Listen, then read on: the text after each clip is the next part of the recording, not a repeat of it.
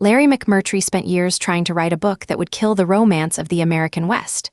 He grew up in Texas watching the last real cowboys, knew the dirt and sweat and death of it, and was sick of Hollywood turning all of that into mythology. So he sat down and wrote a novel designed to expose the cowboy life for exactly what it really was: brutal, lonely, and ultimately meaningless. He did exactly that. And somehow, in doing so, he created the greatest Western ever written. That paradox is exactly what we're here to unpack today. McMurtry was born in 1936 in Wichita Falls, Texas. His grandfather had been an actual frontier cattleman, not a movie cowboy, a real one. He literally grew up watching the Old West die in real time. By the time he was writing in the 1980s, he had already built a serious literary reputation as a chronicler of Texas and loss, the last picture show, terms of endearment. He was not a romantic. He was a realist with a grief about his home state that ran very deep. Which makes what happened with Lonesome Dove one of the strangest literary accidents in American history. He published Lonesome Dove in 1985, right in the middle of Reagan's America, a moment when the country was desperate for mythology to believe in again after Vietnam, after Watergate, after a decade of being told the dream was over. The Western as a genre had essentially collapsed. McMurtry wasn't trying to revive it. He was trying to bury it properly, give it a dignified funeral with an honest eulogy. He won the Pulitzer Prize in 1986. What he could not have predicted was how thoroughly, how completely, readers would fall in love with the world he built while trying to critique it. Here is why this matters right now. We are living in a moment completely obsessed with the myth of rugged individualism. The self-made man, the lone wolf, the cowboy ethos that still shapes American politics and pop culture in ways that are almost impossible to overstate. Every time someone in a truck commercial drives off into the sunset with a guitar riff, they are invoking the same mythology McMurtry was trying to puncture. Understanding what he actually built, and why it seduced us anyway, tells us something absolutely essential about who we are as a country. So here is the central paradox of Lonesome Dove, the thing that lives at the heart of the whole novel. McMurtry makes the cattle drive explicitly, repeatedly, demonstrably pointless.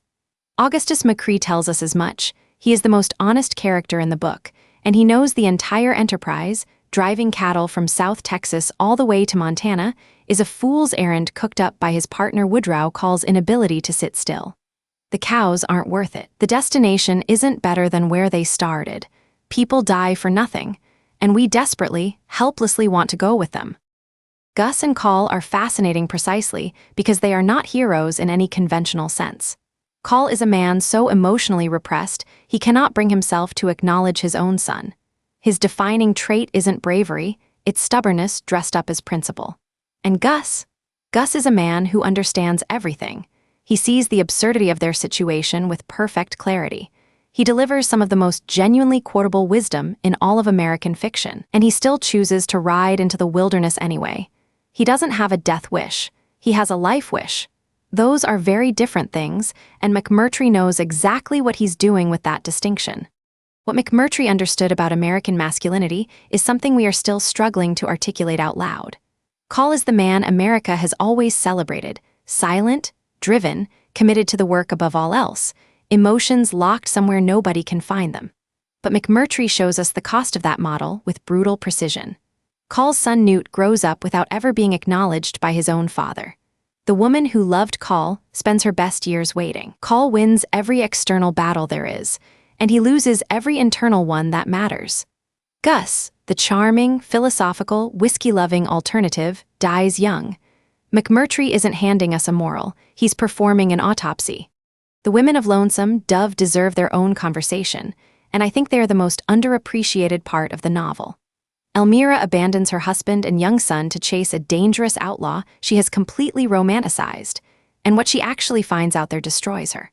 Clara, the woman both Gus and Call loved at different points in their lives, becomes the most genuinely capable, most clear-eyed person in the entire novel.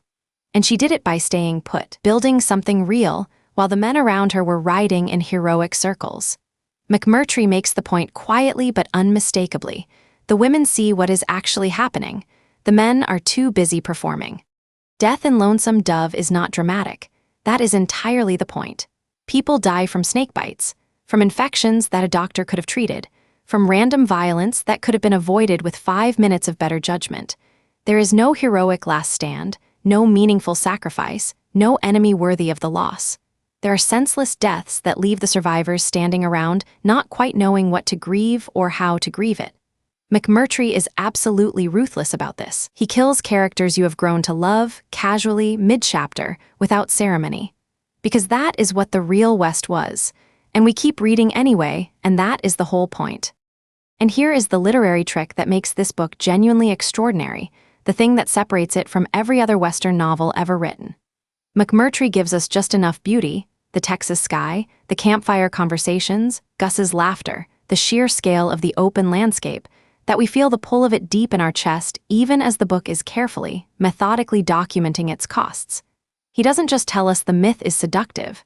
He makes us feel it ourselves. He seduces us with the very thing he set out to deconstruct. That is not a contradiction. That is a level of craft that very few writers in any generation ever achieve. The cattle drive itself is one of the most perfect metaphors for American ambition ever put on a page. You take everything you have. You head for somewhere better. You sacrifice enormously along the way. And when you finally get there, if you get there, you discover that the destination was never really the point. It was always about the movement, the doing, the identity you construct through the act of striving. Woodrow Call arrives in Montana. He has done the impossible thing. He has won. He stands there completely empty. That is the American dream, perfectly and devastatingly illustrated in about 800 pages. Lonesome Dove sits in direct conversation with every book we'd consider a great American novel. Fitzgerald showed us the green light, the dream that corrupts the man who reaches for it. Steinbeck showed us the Jodes, the dream systematically denied to people who deserved it. McMurtry shows us something different from both of them, the dream achieved, fully, and found to be hollow once you're holding it. Read those 3 books together, and you have the complete anatomy of American aspiration. The dream is not exactly a lie. It is just that chasing it is always, always better than catching it. Think about how McMurtry's portrait of Woodrow Call maps onto the cultural conversation we are having right now about men. The loneliness epidemic, the emotional unavailability that gets passed down through generations like a genetic defect. The stoicism that looks like strength until you see what it costs the people standing closest to it. Call is the origin text for all of that. He is the archetype we built our entire culture around, the archetype that is still being sold to boys as the model for how to be a man. And McMurtry spent 800 pages showing us, with enormous compassion and zero judgment, exactly what that archetype costs. There is a reason this book resonates with readers across every demographic, every political background, every region of the country. People who have never been to Texas and have zero interest in cattle love this novel. And I think that is because the longing it captures, for freedom, for meaningful work, for deep friendship, for a life that feels genuinely large, is not regional and it is not historical. It is just human. You do not have to care about cowboys. You just have to care about the idea of going somewhere real, doing something that matters, in the company of people who actually know you. Compare Lonesome Dove to Cormac McCarthy's Blood Meridian, another Western that came out the same year, 1985. McCarthy strips the West of absolutely all romance. What's left is pure horror and violence and a kind of cosmic indifference that is genuinely hard to read. Nobody finishes Blood Meridian and longs to live in that world. McMurtry does something considerably harder. He shows us the violence and the longing at the same time, side by side, and lets both of them be true simultaneously. That is why Lonesome Dove is beloved and Blood Meridian is respected. Love is a harder thing to earn than respect. Okay, here is the part I genuinely love, the thing I bet you did not know. McMurtry publicly despised Westerns for most of his literary career. He called them sentimental lies. He said the mythology of the cowboy was essentially a Hollywood invention that bore almost no relationship to the grinding, unglamorous, often terrible reality of frontier life. He wrote Lonesome Dove partly as an act of aggression against the entire genre, a deliberate attempt to write the Western that would end all Westerns by finally telling the truth about them. And then the book became the most beloved Western of the 20th century. He was, by multiple accounts, genuinely baffled by this. The man who tried to kill the myth became its greatest keeper. The Homeric parallel in this novel is one of the most overlooked layers, and once you see it, you cannot unsee it. Gus and Call are Achilles and Odysseus transplanted to 19th century Texas. The cattle drive is the Iliad, a great undertaking that everyone around it suspects is questionable, but which nobody has the will to stop once it has begun. And Call's lone journey to return Gus's body all the way back to Texas after his death. That is the Odyssey, an impossible, grief-driven pilgrimage through hostile territory, sustained by loyalty to a dead friend. McMurtry was writing an American epic in the full classical tradition. He just had the genius to set it in cattle country. What connects Lonesome Dove to the very best of the contemporary Pulitzer winners is this same essential trick: specificity as the path to universality. Barbara Kingsolver uses Appalachia in Demon Copperhead to tell a story about addiction and systemic neglect that feels like it could happen anywhere.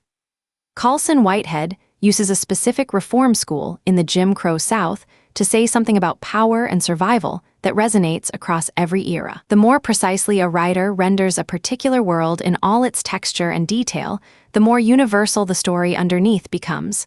McMurtry understood this instinctively. Texas is not the point. The longing is the point. So here is what we are left with. McMurtry wanted to write a novel that demolished a myth. What he actually did was reveal why myths are necessary to us, and how the very best literature can hold a myth and its critique in the same hand at the same time. Lonesome Dove works because it refuses to ask you to choose between the beauty and the devastation. It insists on showing you that they are the same thing, that they were always the same thing. That is not just great storytelling. That is the kind of wisdom that takes a lifetime to earn and a genius to express. When you read Lonesome Dove through this lens, as an intentional deconstruction that became, against all odds, the very thing it was deconstructing, every scene opens up in a new way. Call's silences are not just a character quirk, they are the price of the myth made visible. Gus's death is not just a tragedy. It is McMurtry's proof that the romantic vision has to die before we can grieve it honestly and understand what it cost us. The book is not anti-Western. It is a eulogy for a dream that America never wanted to stop dreaming, written by a man who understood exactly why we couldn't. If this changed how you think about Lonesome Dove, or made you want to pick it up for the very first time, I'd highly recommend pairing it with John Steinbeck's The Grapes of Wrath. Another Pulitzer winner, another grueling American journey, another book that uses the specific suffering of specific people to say something devastating and beautiful about this country and what it promises its citizens. Our deep dive on Steinbeck is coming up next, and after this conversation, I think you are going to see it in a completely new way. We'll see you there.